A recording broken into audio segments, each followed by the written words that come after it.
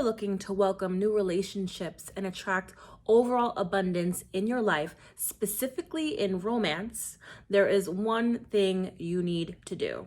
Romanticize your life immediately. What's up? I'm Parker, and welcome to House Momentum, where I champion the authentic self.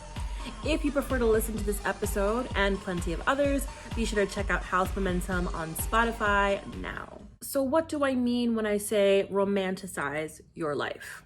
I mean to start treating yourself like you would want your ideal partner to treat you. I want you to think in terms of universal law, right? Like attracts like.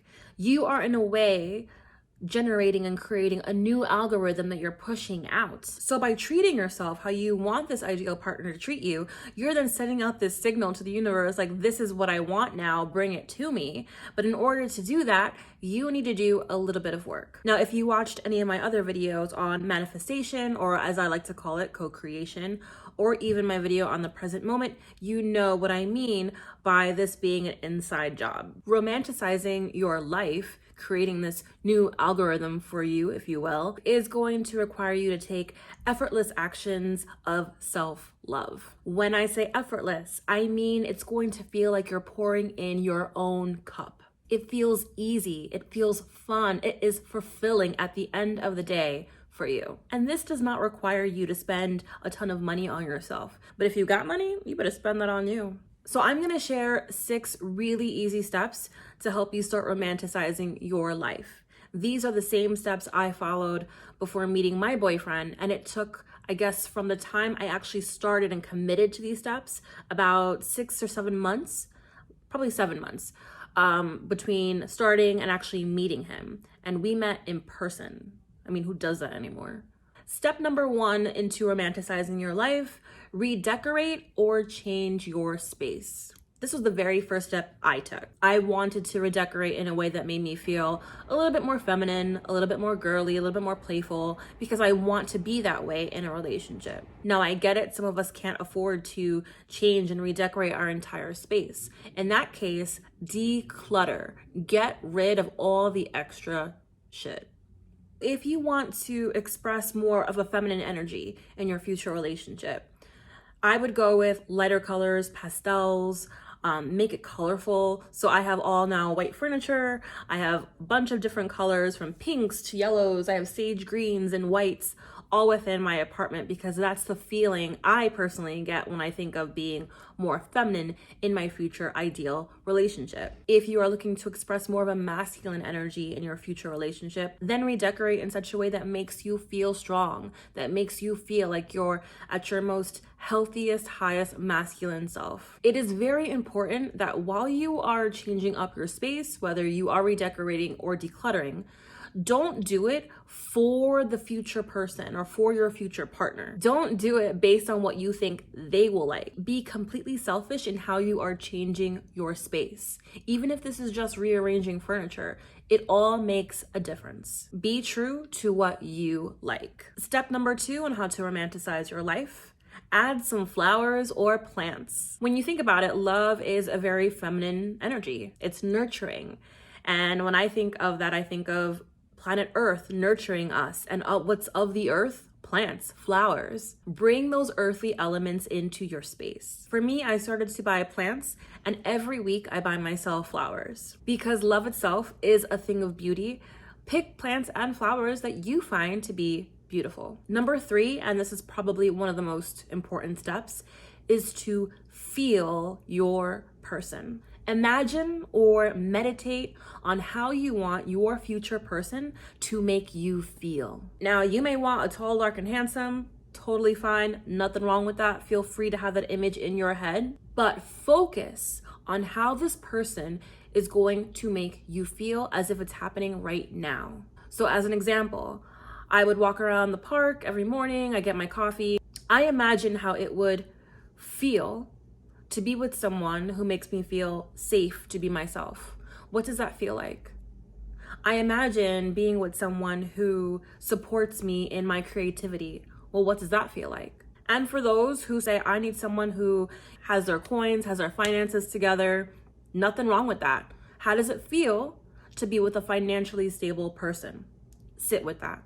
Sit with all those different scenarios and focus on what it would feel like to interact with someone who possesses those characteristics, and how that would make you feel in the end. Why I think this is the most important step is because our emotions put out a vibrational frequency. Again, think of universal law. So if you're feeling this on a regular basis, you're reprogramming your algorithm, as I like to put it. How I visualize this is like, think of a radar for airplanes. You've seen it in movies, and it's like pulsating, right? The radar, it's pulsating. You're in the center and you're putting out your emotions, which is that pulse, that frequency. And it's almost hitting your ideal partner or potential partners. And it's attracting them to you closer and closer. But you have to keep emitting this frequency. You have to keep feeling these emotions, how they would make you feel, to then attract them. Number 4, and this is the most fun step, please have fun with this. Date yourself. If you can't enjoy your own company, how do you expect somebody else to? Go on a solo date, even if it's just like a little lunch date, and get cute. Wear the outfit in your closet that you've been saving for some special occasion. Today's a special occasion. You're alive. Wear it now. This might feel a little weird, especially if you're not used to doing things by yourself, but it is so fulfilling. And order and treat yourself as if you were going on a date with somebody else. Spend your money on you. And if you are tight on cash, nothing wrong with that. You can still do this. Cook yourself a nice meal at home. Make yourself a nice little appetizer, maybe like a salad or something, and then you have your main course. I always would make like pasta or something because I love pasta. It's my favorite. I would do this all the time. I was imagining how it could be on a nice cozy Sunday evening or after a long day at work, how it would be in the evening when you just come home with someone and are just laughing and eating with them. Do these things. Step number 5, and again, this was probably one I enjoyed a little too much, and that is to treat yourself. Go shopping, or if money is tight, go window shopping. Who cares? I started to buy myself a whole new wardrobe, brighter clothes, because I was that girl who always wore black. I started wearing more jewelry and buying myself more jewelry, specifically gold, because to me, gold is like a queen. So if I want to bring my king in, then I need to step up. And if money is tight, go into your favorite stores. Go into the stores you're afraid to even go into because you're like, I really can't afford that. I don't care. Go in there, try it on. They don't know what's in your wallet. Try it on. Try on the new version of you, the future version of you that is in that relationship. And the last step, another fun one, is get creative. Your creativity is linked to your sacral chakra, and that is where your sexual energy is as well. Do something that makes you feel creative. Use your hands. Everybody is creative. I don't care if you're gonna go build something, if you're gonna plant something, if you wanna draw, sing, dance, whatever the case might be, get creative. I started to draw again. I even made my own perfume. And this step came for me last as well, but very naturally, because I was treating myself so well with all the other steps. My creativity and that energy point just was activated, and I just wanted to naturally be more expressive and creative. So I started to paint, I started to draw, I would dance all the time. My cat would be looking at me like I was crazy, and I just did whatever I felt.